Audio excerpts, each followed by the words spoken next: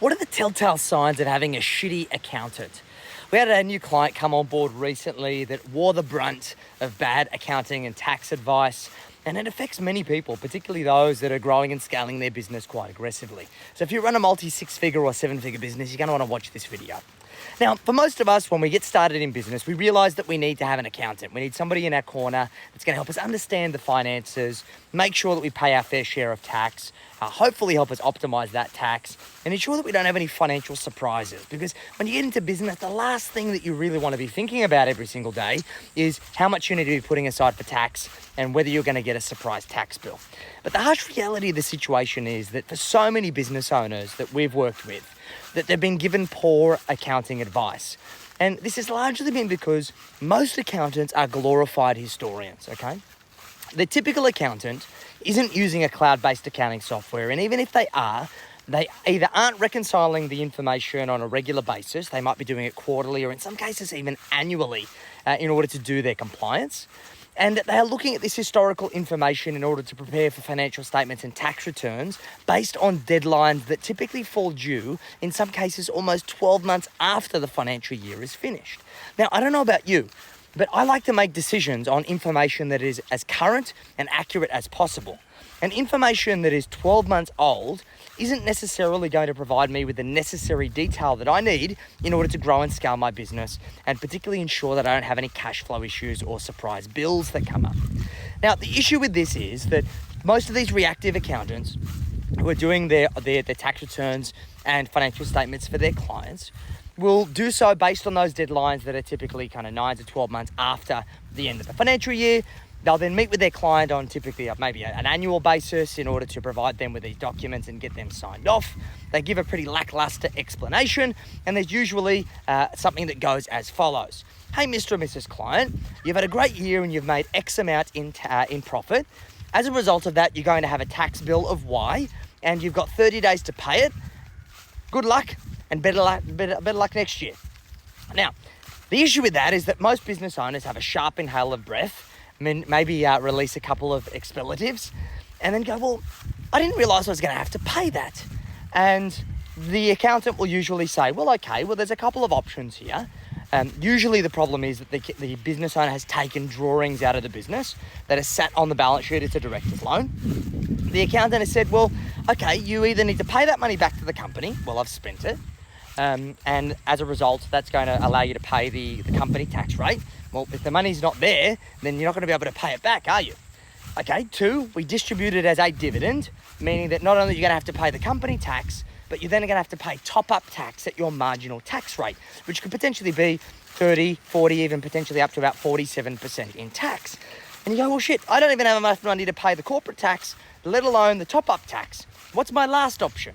And the last option is usually to convert that to a Division 7A loan and then pay that back over a period of 7 years at a nominal interest rate of 8%, principal and interest, and then that kicks the tin down the road, causing future tax issues, which they very rarely disclose. Now, the unfortunate part of this as a business owner is, 1, you've worked incredibly hard the entire year and you thought that you've made an amazing profit.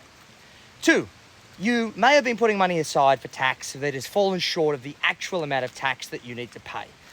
3, that becomes incredibly disheartening because we have not aligned the activity and action that you've taken, which you have wholeheartedly believed is good and in the best interest of you and your business, to the financial outcomes that you deserve to achieve. It's like the equivalent of if you're trying to train a dog and every time the dog does something good, you whip it around the head.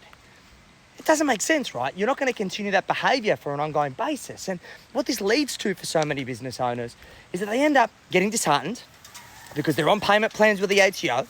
As a result, they're compromising their lifestyle because they're usually taking less income because they've got to pay these extra amounts in order to play catch up. And of course, they've got to also save for the tax that they're accruing as they're going. So they're hitting double whammy. And then this forces them to become jaded because they're like, fuck this. Why am I even doing this? Business sucks. I thought I'd be making more money at this stage of the game. I thought I'd be doing better. I'm a failure. I'm not worthy. And so many business owners just either have their results tank because they haven't connected the activity to the outcomes. There's no real reward, right?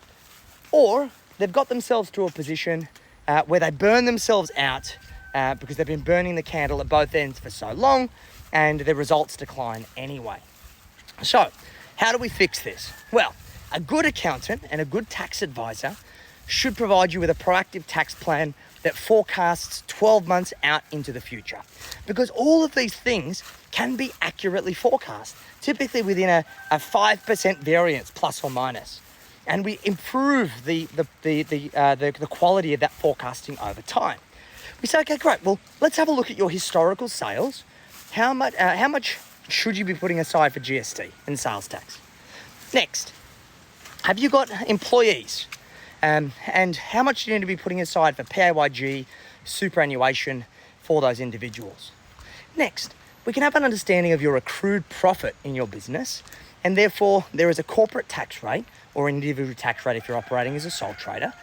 So we can work out exactly how much you should be putting away for tax each and every single month, so there's never any surprises.